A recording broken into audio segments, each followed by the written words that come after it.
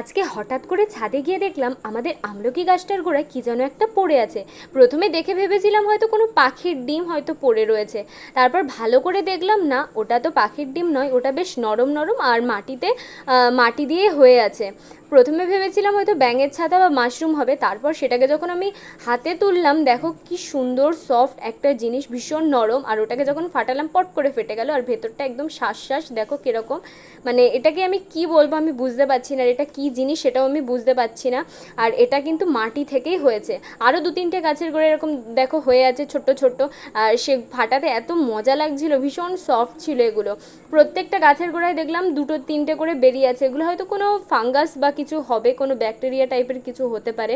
তবে এগুলো আর যাই হোক ব্যাঙের ছাতা বা মাশরুম নয়, এগুলো হয়তো খাওয়া যায় না।